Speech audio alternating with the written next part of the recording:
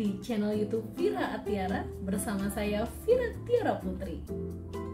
Di video kali ini Vira bakal ngasih tutorial gimana sih cara membuat artikel opini dari awal persiapan hingga selesai.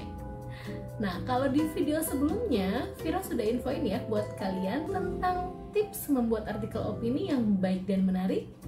Selanjutnya, di video kali ini kita langsung praktek untuk membuat artikel opininya. Sudah siap? Let's go!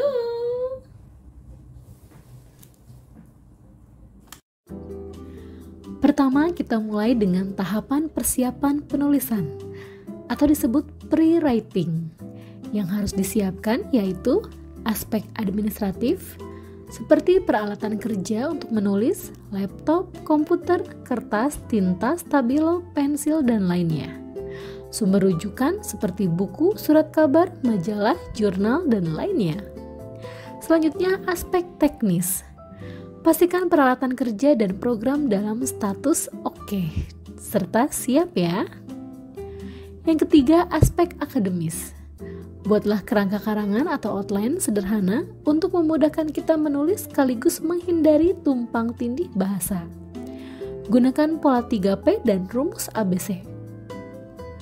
Siapkan daftar referensi sumber rujukan dengan beri tanda seperti stabilo atau digarisbawahi. Jangan membaca saat menulis atau sebaliknya. Yang keempat, aspek psikologis.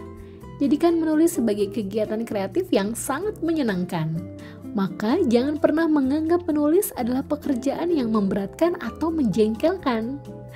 Buatlah suasana menulis menjadi menyenangkan, misal dengan ditemani musik atau cemilan saat menulis. Dianjurkan bisa duduk menghadap laptop atau komputer selama 5-6 jam non-stop. Barulah istirahat selama 1 jam, setelah itu lanjutkan kembali selama 3-4 jam.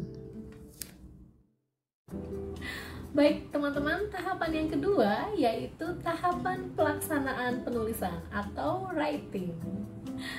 Pusatkan perhatian hanya kepada tulisan dan hindari gangguan yang dapat membatalkan aktivitas kreatifmu. Dengan berpedoman pada kerangka karangan atau outline yang sudah dibuat disertai daftar referensi, maka akan mempermudah proses penulisan. Berusaha terus menulis dan jangan hiraukan gangguan. Saat rangkaian kata mengalir deras, tidak ada lagi kekuatan yang bisa menghentikannya, kecuali diri kamu sendiri ya. So, kamu harus tetap fokus dan jangan menghiraukan yang membuat sesuatu untuk dapat mengganggu diri kamu sendiri. Ingat, menulis artikel harus utuh dan tuntas. Utuh gagasannya dan tuntas pembahasannya. Nah teman-teman, wajib kalian tahu ya, di dalam penulisan artikel opini terdapat komponen-komponen yang sangat penting. Apa saja? Yaitu pola 3P sama dengan rumus ABC. Yang pertama itu pola P1 atau A, yang berisi pendahuluan, yaitu pemaparan latar belakang dari topik yang kamu ambil untuk penulisan tersebut.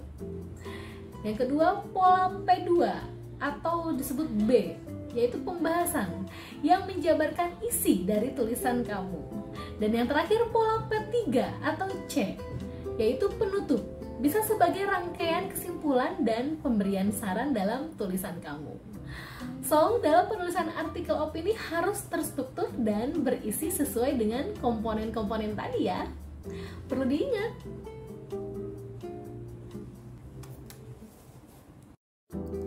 Dalam mengambil topik untuk penulisan artikel opini, kamu bisa ambil topik yang menarik minat halayak seperti peristiwa yang sedang fenomenal atau kontroversial. Artinya, peristiwa atau isu yang sedang ramai dibicarakan ataupun yang sedang viral di media sosial. Selain itu, kamu juga bisa ambil topik tulisan dari pengalaman hidup kamu, pengamatan pribadi, atau masalah-masalah di masyarakat yang belum terselesaikan. Untuk penulisan artikel kali ini, saya mengambil topik tentang pernikahan beda agama yang disahkan di Indonesia. Salah satunya pernikahan beda agama yang viral di akun media sosial TikTok dan Facebook. Pernikahan beda agama tersebut digelar di sebuah gereja di kota Semarang pada tanggal 5 Maret 2022. Diketahui bahwa pasangan pria tersebut beragama Kristen dan mempelai wanita beragama Islam. Viralnya pasangan beda agama yang menikah diunggah oleh salah satu akun Facebook yang bernama Ahmad Nurholis. Karena menurut saya topik tersebut menjadi perbincangan di berbagai media sosial dan melahirkan polemik sehingga memunculkan berbagai komentar dari para netizen. Hal itu menjadi masalah dalam masyarakat karena melanggar hukum agama dan tidak tertera dalam hukum negara di Indonesia. Selanjutnya, setelah mengetahui topik yang akan dijadikan tulisan, maka saya dapat membuat judul artikel opini tersebut. Judul tersebut harus dapat menarik perhatian pembaca. Judul yang saya tuangkan masih saya anggap judul sementara sebelum saya membuat revisi judul di tahapan editing. Sesuai dengan pola 3P sama dengan rumus ABC, dalam pendahuluan saya paparkan latar belakang lahirnya isu pernikahan beda agama yang disahkan di Indonesia sampai akhirnya membuat viral di media sosial dan menjadi polemik masyarakat.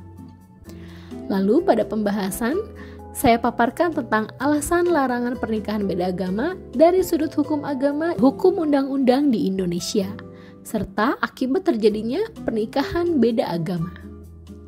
Selanjutnya, pada penutupan, saya paparkan cara menikah beda agama di Indonesia yang dilansir dari laporan pengkajian hukum tentang perkawinan beda agama, perbandingan beberapa negara oleh Badan Pembinaan Hukum Nasional atau BPHN, Kementerian Hukum dan Hak Asasi Manusia. Dengan dipaparkannya penjelasan ini, dalam penulisan artikel opini yang saya tulis, diharapkan pembaca mendapat informasi yang jelas mengapa pernikahan beda agama tersebut dapat disahkan di Indonesia. Bila tahapan penulisan telah selesai, selanjutnya kita ke tahapan akhir, yaitu perbaikan materi tulisan atau editing.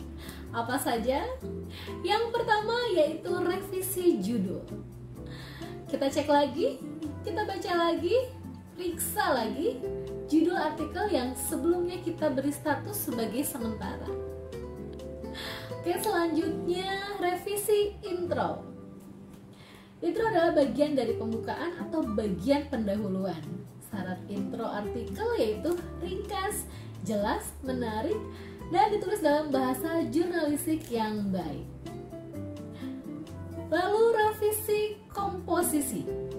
Komposisi yang berarti susunan, dan susunan itu haruslah beraturan. Artikel yang baik tunduk pada hukum komposisi, yaitu kesatuan, pertautan, dan titik berat. Selanjutnya, revisi akurasi dan relevansi data. Telitilah dalam mengutip, seperti nama seseorang, jabatan, pangkat, kedudukan, alamat, angka seperti tanggal, bulan, tahun, dan keterangan lainnya. Dan selanjutnya, revisi ejaan dan istilah teknis. Pada penulisan artikel opini, saat itu kita sedang berkomunikasi dengan halayak pembaca, halayak media massa yang sifatnya heterogen. Ganti istilah teknis dengan istilah yang dipahami secara umum. Jika tidak terhindarkan, beri penjelasan istilah teknis tersebut dalam tanda kurung. Selanjutnya, revisi gramatika. Berkomunikasi secara tertulis berbeda dengan berkomunikasi secara lisan.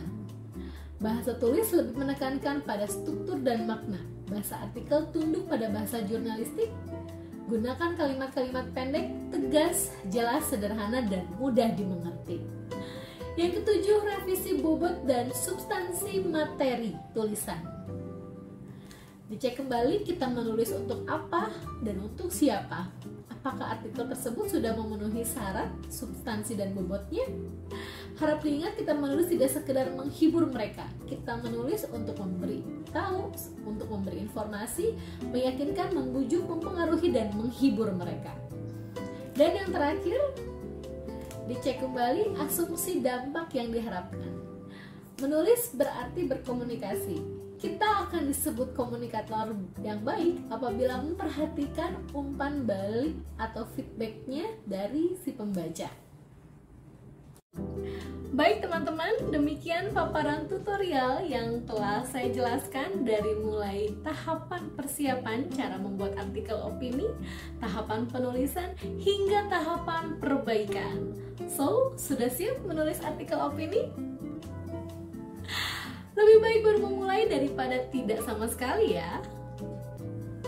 Semoga video ini dapat bermanfaat untuk kita semua. Terima kasih saya ucapkan kepada Ibu Maria Fitria, Esos MSI, selaku dosen pengampu mata kuliah penulisan artikel opini, Prodi Sains Komunikasi kelas eksekutif, Fakultas Visipkom, Universitas Juanda Bogor. Akhir kata saya ucapkan terima kasih, mohon maaf apabila terdapat tutur kata atau informasi yang kurang berkenan. Wabillahi taufiq wal hidayah, wassalamualaikum warahmatullahi wabarakatuh. Stay safe, stay healthy, and happy always. Bye.